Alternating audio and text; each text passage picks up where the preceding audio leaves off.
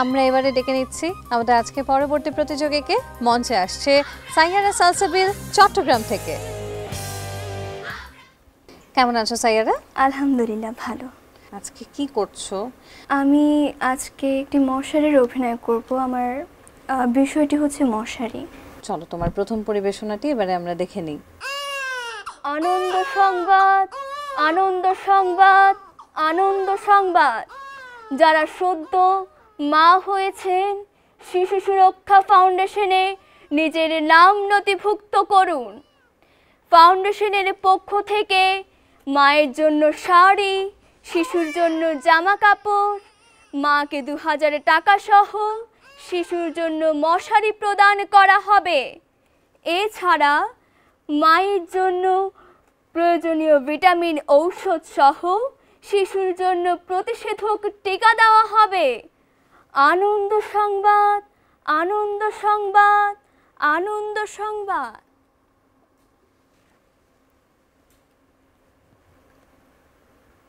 মা কি কইতাছে? ও মা জানা আমার নামটাও তুলে দিয়ায়।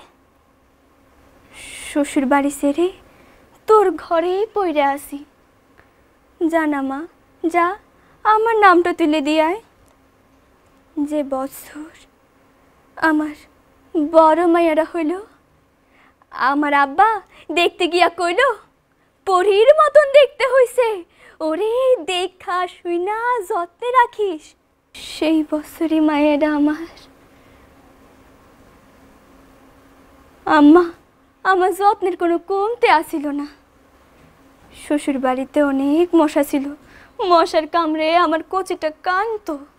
আমার মায়েরা হওয়ার পর থেকে শাশুড়ি স্বামী আমার লগে উঠতে বইতে আমার কথা শুনাইতো। জানো মা একদিন শাশুড়ি আমারে কি কয়, এই যে রাত দিন এভাবে হুইয়া বসে থাকলে চলবো, ঘরের এত এত কাম করবে কে হুনি? এখন মায়েরারে রাইখা একটু মাটিতে পা লাগাও, বিছানাটা ছাড়ো, আর হুনো ওটারে কোল থেকে নামাইয়া হাঁস মুরগি গরু ছাগলগুলোরে খাওয়ান দাও। যাও। বংশের প্রথম বাত্তিটাই জ্বালাতে পারলো না, হওয়াছে একখান মাইয়া মানুষ, ওটারে আমি দেখতাছি। আর হুনো পুকুর পাড় থেকে কসুলতিটা তুইলাই না। আচ্ছা মা ঠিক আছে। মারে আমার সোনা মানে তুই আমার 7 রাজার ধন।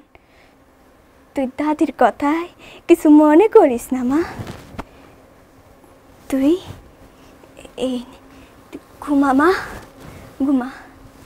আমি মশাইটা টানাইয়া দিছি, তুই ঘুমা। আমি কাম কাজ শেষ কইরা তোরে নিমু, তুই ঘুমা মা ঘুমা। ও কত কাম, হাঁসগুলোরে সাইডা দে, যা যা মুরগি যা যা, ও পানি দে।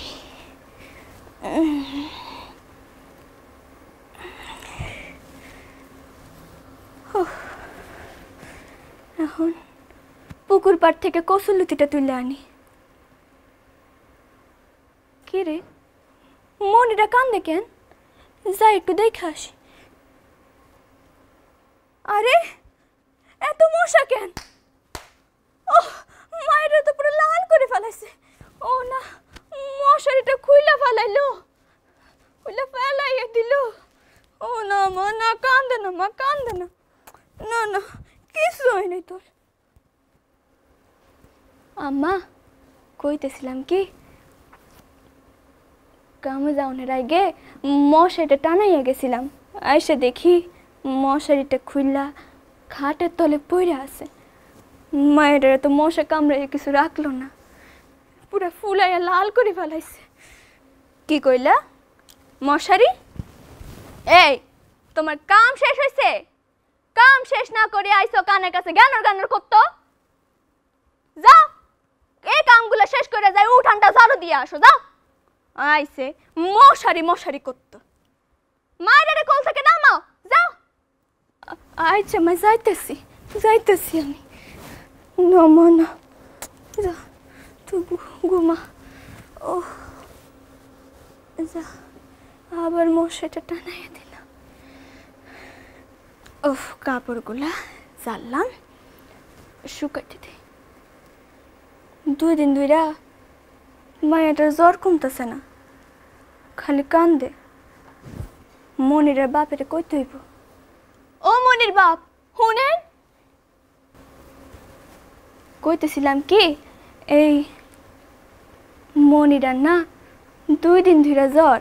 আপনি তো সে সকালে দোকানে যান, ফিরেন রাইতে।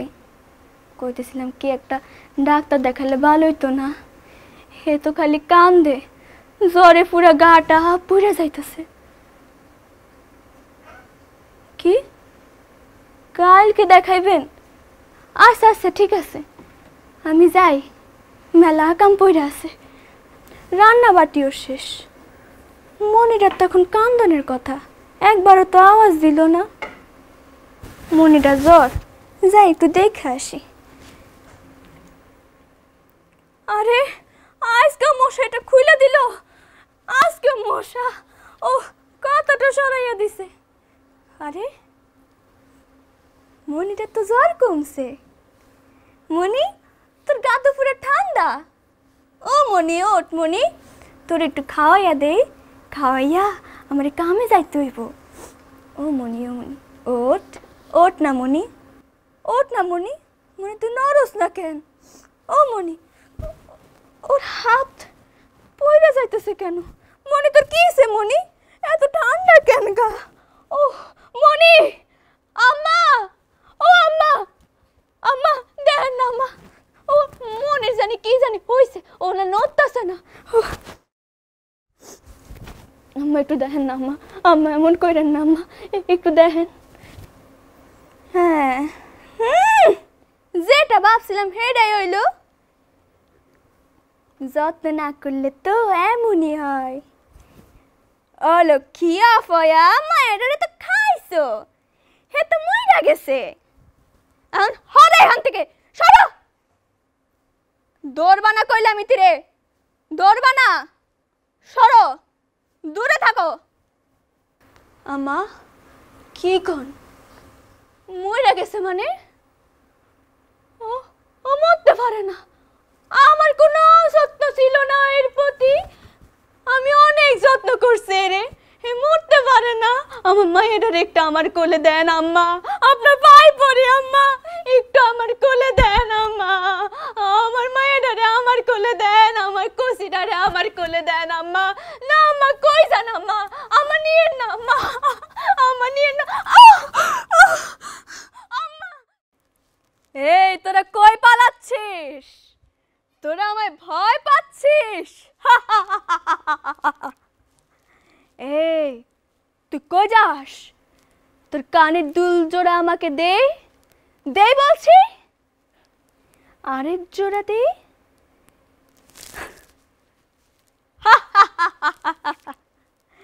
এই তুই না সেদিন আমার নামে কাকে জানি বলেছিলি?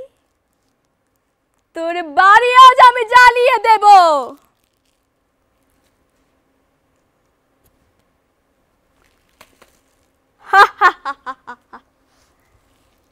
এই গ্রাম সহ আশপাশের প্রতিটা গ্রাম আমার নাম শুনে থর থর করে কাঁপে। তোরা তো কিছুই না আমার কাছে।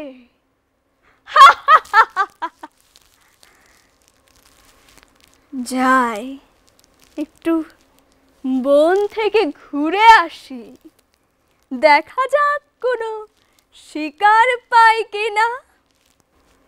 এই গাছটি মনে হয় ঠিক আছে আমার জন্য, এখানে তো উঠতে মন যাচ্ছে, তাহলে বেশ উঠে যায়।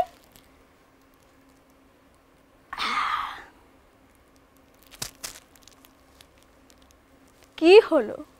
অনেকক্ষণ তো হয়ে গেল, কাউকে তো দেখতে পাচ্ছি না। সবাই কোথায় গিয়েছে? আমার ভয় পালালো নাকি?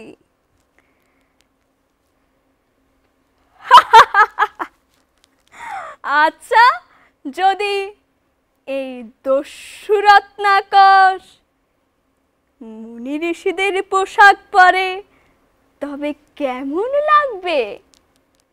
তবে তারাই হবে আমার আজকের শিকার। ওরা কাছেই চলে আসছে। দাঁড়া, আমি আজ তোদের বস্ত্র লুট করব। আমি কে? আশপাশের গ্রামের সবাই আমাকে চেনে, আর তুই আমার কাছে জানতে চাইছিস আমি কে? আমি হচ্ছি রত্নাকর, দস্যু রত্নাকর। আজ আমি তোদের হত্যা করব। আহ!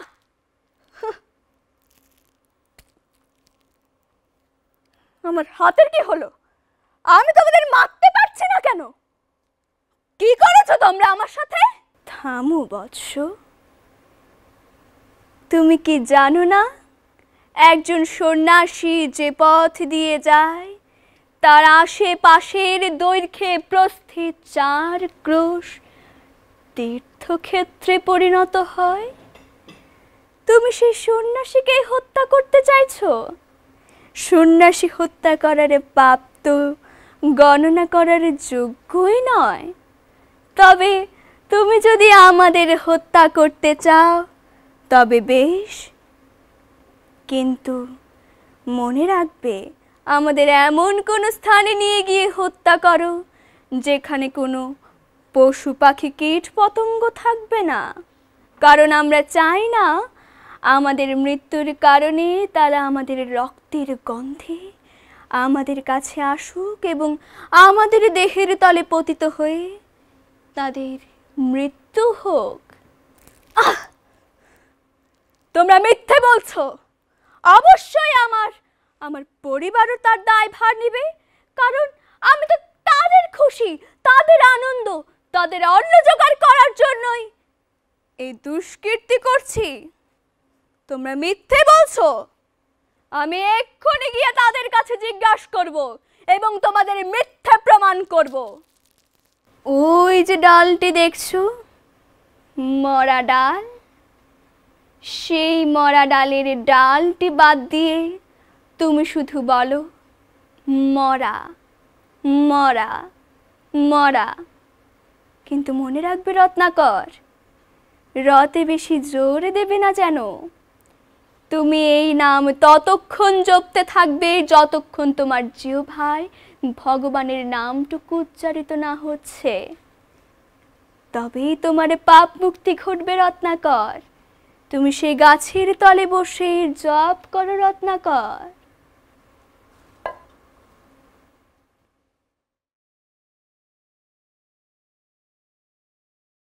এক্সিলেন্ট, খুব সুন্দর হয়েছে। এর পরের যে অংশটা তুমি করতে চাও ওইটার জন্য প্রস্তুতি নিয়ে এসো। আরে চাচা, সব তো দেখি গুছিয়ে ফেলেছেন, তা অবশেষে 7টা বছর পর আপনি বাড়ি যাচ্ছেন। ভালো ভালো।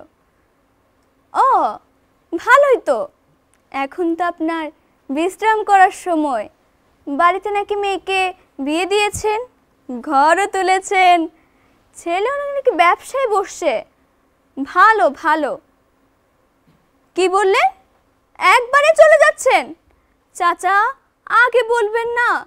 কই গো শফিকের মা? শফিক, কই গেলা তোমরা? আমি তো চলে এলাম। কই? আরে কি অবস্থা তোমার? ভালো আছো? হ হ আসি কোনো রকম। শ্যামলি কই? আমার মায়েরা কই? ও আচ্ছা আইতাছে, আও। না না এখন খামু না, ভাত শ্যামলি লগে খামু একসাথে। আসুক আসুক, একটু পারলে পানিটা খাও। হ্যাঁ জানো শফিকের মা, তোমার লাগে একটা ব্লেন্ডার মেশিন কিনছি। হ আনছি তো, তোমারে আর কিছু বাটাবাটি করন লাগতো না। সুটকেসটা খুলি। ও শফিকের মা আসো তুমিও, সুটকেসটা একটু আগাও তো। আনো।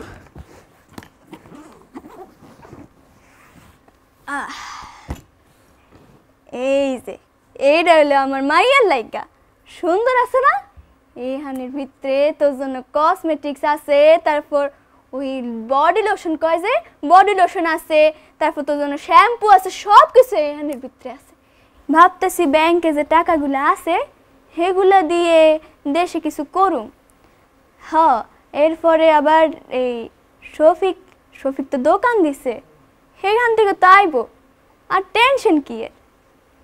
কি কও তুমি একবারে চলে আইছো? সেটা তো আগে কও নাই, আগে কইলে আগে কও নাই তুমি। এখন আমি কি করতাম? কিসের টাকা পয়সা? যে টাকা পয়সাগুলো পাঠাইছিলা সেগুলা দিয়ে এই বিল্ডিং এটা করলাম না, এরপরে পোলারে দোকানে বসাইলাম না। তোমার মাইয়া জামাই আছে না, হেরেও 10 লাখ টাকা দিতে হইছে, হে আমার থেকে দান নিচ্ছে। এখন কি করতাম মানা করতে পারতেছি না তো। হেটা দিয়ে ইতালি যাইব, এরপরে আস্তে আস্তে শোধ করব। এখন টাকা কই? তুমি এই টাইমে চলে আইছো কিল্লাই? আমি এত এত টাকা পাঠাইলাম, এগুলো কই গেছে? কই গেছে কও? তোমরা এইভাবে আমার টাকা পয়সা এগুলারে উড়াইছো হাওয়ার মতো, আর আমি জানতেও পারলাম না। মন চাইতেছে না আমার কথা কইতে, যাও। আরে স্বাস্থ্য ভাই মুরাদ দেই। হ্যালো মুরাদ, কি অবস্থা তোর?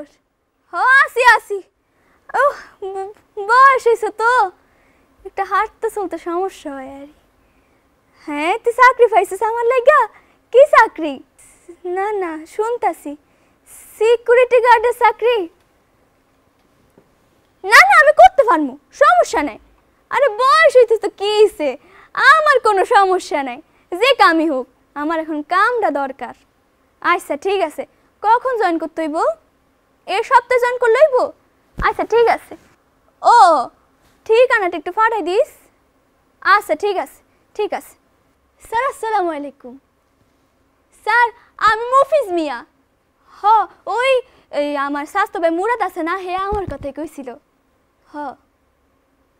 হ্যাঁ না না স্যার আমি করতে পারবো, সমস্যা নাই। কেন পারতাম না? আমার একটু বয়স হয়েছে আর কি, কোনো সমস্যা নেই, আমি পারবো, সব কাজ পারবো, গুছাইয়া করবো। বাবজান, ও বাবজান, শফিক, আমি শুনছি তুই আইসোস, আমি তোদের শব্দ পাইতাছি। ও শফিকের মা, আমারে একটু পানি খাওয়াও। একটু পানি দিলা না তুমি আমারে? একটু পানি খাওয়াও না শফিকের মা। ও আমার গলাটা তো শুকাইয়া কাঠ হয়ে যাইতাছে। যতদিন আমি তোদের খেয়াল রাখছিলাম, যতদিন আমি তোদের যত্ন নিছিলাম, ততদিন তোরা আমারে পাত্তা দিছিলি। এখন যখন মেশিনে টকেস হইয়া গেল, তখন তোরা ফিরিও তাকাইতোস না বাজান, ফিরিও তাকাইতোস না। ও বাজান, আমি তো মইরা যাবো বাজান, এক ফোঁটা পানি দে বাজান। আমার গলাটা তো শুকাইয়া কাঠ হয়ে যাইতেছে বাজান। ও বাজান, বাজান, বাজান, ও বাজান,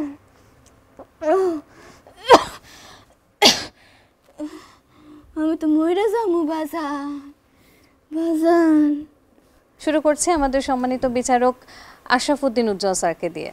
স্যার, প্রতিযোগিতা হচ্ছে, আমরা সবারটাই দেখছি এবং সবার অভিনয় দেখেই আমরা মুগ্ধ।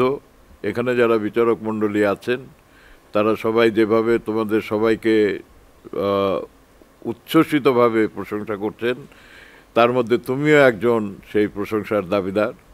এবং এটা যদি তুমি কন্টিনিউ করো, তুমি চিটাগংয়ে থাকো, সেখানে তোমার যে চর্চাটা যারা তোমাকে শিখিয়েছেন, তুমি নিজের আগ্রহ আছে শিখছো, এবং তোমার সাফল্য কামনা করছি। এবারে সম্মানিত বিচারক শাহেদ শরীফ খান স্যার। আমি যদি পারতাম বা আমার হাতে ক্ষমতা থাকতো, তাহলে তোমাদের 5 জনকে প্রথম করে দিতাম। তোমরা সবাই এত ভালো শিল্পীরা, খুব স্বাধীনচেতা হয় শিল্পীরা, কারো চোখ রাঙানিকে ভয় পায় না, কারো ভয়ে কারো কাছে মাথা নত করে না। সবচেয়ে বড় কোয়ালিটিটা হচ্ছে শিল্পীদের, যে তারা শত বাধার মুখে তাদের নিজেদের পথ বদলায় না। রেজাল্টটা বড় কথা না, তুমি তোমার পথটা বদলাবে না, তুমি একজন খুব দেশের নামকরা একজন অভিনেত্রী হবে। আমি এই স্বপ্নটাই দেখি এবং এই দোয়াটা তোমার প্রতি থাকবে। এবারে আসতেছে আমাদের সম্মানিত বিচারক কাজী খুরশিদুজ্জামান উৎপল স্যারের কাছে। তোমার অবয়বে মোনালিসার চেহারা ভেসে আসে আমার কাছে। তোমাকে দেখে যেন আমার মোনালিসা মনে হয়। সেই তুমি জানো তো, মনে দেখেছো তুমি? জি। ওকে, তো আমি তোমার অভিনয়ে মুগ্ধ, সবগুলো তোমাকে দেখলাম, আমি আগেও দেখেছি। আর একটি লাইন তোমাকে বলি, ওটা সবুজ, ওটা কাঁচা, তোমার সামনে অনেক দিন আছে। আমাদের মতন বুড়ো যারা, প্রবীণ যারা, তাদেরকে বলবো আধ মরাদের ঘা মেরে তুই বাঁচা, আমাদের বাঁচি, কেমন? এবারে শুনি আমাদের সম্মানিত বিচারক ডলি জহুর ম্যামের কথা। আমার কাছে ওর জন্য খুব মায়া লাগছে, কেন জানো? খুবই ক্লান্ত লাগছে ওকে। সেই দুপুর থেকে মনে হচ্ছে না একই রকমভাবে ও পড়ে যাচ্ছে, শুতে ইচ্ছে করছে এরকম, কিন্তু সেই অবস্থা নিয়ে তিনটা পারফর্ম সে করলো। তিনোটার মধ্যে সে এনার্জি নিয়ে বেশ মানে কয়েকটা ক্যারেক্টার সে প্লে করলো একসাথে। এত এনার্জি মেয়েটার দেখে আমি অবাক হয়ে গেলাম। কিন্তু ওকে দেখে মনে হয় খুব নরম, দুর্বল, ওর পক্ষে সম্ভব না। আমি এই জন্য অনেক থ্যাঙ্কস জানাই তোমাকে, তোমার ধৈর্য দেখে আর তোমার শক্তি দেখে, যাকে খুব ভালো করেছো মা। তুমি ভালো অভিনয় করবে, ভবিষ্যতে শিল্পী হবে, এই আশা আমি ব্যক্ত করছি। সম্মানিত বিচারক আল মনসুর স্যার আপনার কাছে। আজকে তোমাদের সবার অভিনয় দেখে আমার মনটা একদম খারাপ হয়ে গেছে। আমি যদি সুযোগ পেতাম তাহলে আমি গোপনে কোথাও গিয়ে কেঁদে আসতাম। আমার এত মন খারাপ কেন জানো? কারণ তোমাদের দেখে মনে হলো যে আজকে যদি আমার বয়স তোমাদের মতন হতো তাহলে কি মজাটা হতো, আমিও তোমাদের সঙ্গে পাল্লা দিতে পারতাম, বুঝলে? এবং তোমাদের সৌভাগ্য হচ্ছে এটা যে আজকে তোমাদের বয়স তোমাদের বয়সের মতন, এবং তোমাদের লম্বা জীবন পড়ে আছে, এবং তোমরা অনেক ভালো করতে পারবে, খুব মনোযোগ দিয়ে অভিনয় করবে, তুমি ভালো অভিনেতা হবে।